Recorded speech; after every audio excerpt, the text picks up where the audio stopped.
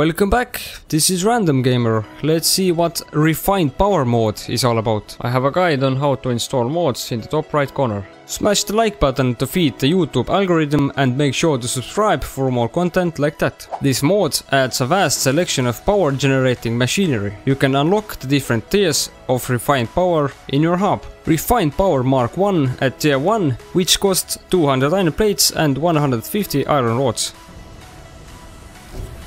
This unlocks the Wind Turbine Mark 1, which will give somewhere between 10 and 30 megawatts of power, depending on the height where you build it. Wind turbines have the area of effect. This means that the power production will decrease per amount of turbines in the area. The area effect allows for a maximum of 4 turbines before it stops producing, and the biomass burner with a conveyor input, which therefore can be fully automated. Refined Power Mark 2 at tier 3, which costs 200 steel pipes, 1000 wires and 50 steel beams. This unlocks the Water Turbine Mark 1, which produces 100 megawatts of power, and photovoltaic cells, which can be crafted with 10 quartz and 5 carbon dust each. Refined Power Mark 3 at tier 5, which costs 200 encased industrial beams, 500 quick wires and 50 heavy modular frames. This unlocks the Wind Turbine Mark 2, which will give at least 200 megawatts, and Mark 3, which will give at least 300 megawatts of power, depending on the height where you build it. This milestone also unlocks a new item you can mine, called Element 65. Carbon refining, which costs 100 coal, 100 limestone and 50 iron ore. Which add 2 new items to craft: carbon mesh and reinforced carbon. Refined Power solar panels, which cost 100 photovoltaic cells, 500 quickwire and 50 heavy modular frames.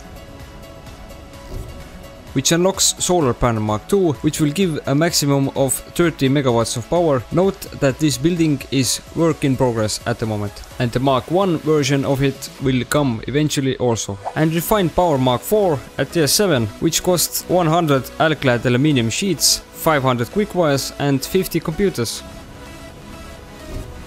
This milestone unlocks a couple of buildings and a bunch of new different materials you need to produce in order to get the reactors and the Dyson sphere working.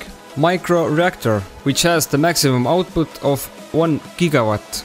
Arc Reactor, which has the maximum output of 5 gigawatts. Refined E65, unfiltered deuterium, liquid deuterium, advanced reactor casing, advanced reactor core, coolant powder, cloudy coolant and reactor coolant. And last but certainly not least, Dyson sphere schematics, which all cost 500 quickwire, 100 AI limiters and 10 supercomputers each.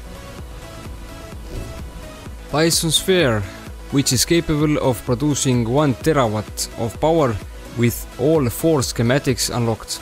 This building acts as a resource sink, which means you send items in, get power in return. Let's illustrate the epic scale of the power amount. 1 terawatt equals to 1 million megawatts of power, which means that Dyson sphere is capable of producing the same amount of energy as 400 nuclear power plants combined while not using power shards. Definitely an epic mod to have in your game when you want to build efficient and cool looking power setups. This is definitely the most sophisticated mod so far that I have personally seen. Be sure to check it out for yourself, the link is in the description as always. Thank you for watching. If you found this video helpful, make sure to leave a like and subscribe for more content like that. Make sure to click on the bell so you can get a notification when the next episode comes out. See you on the next one.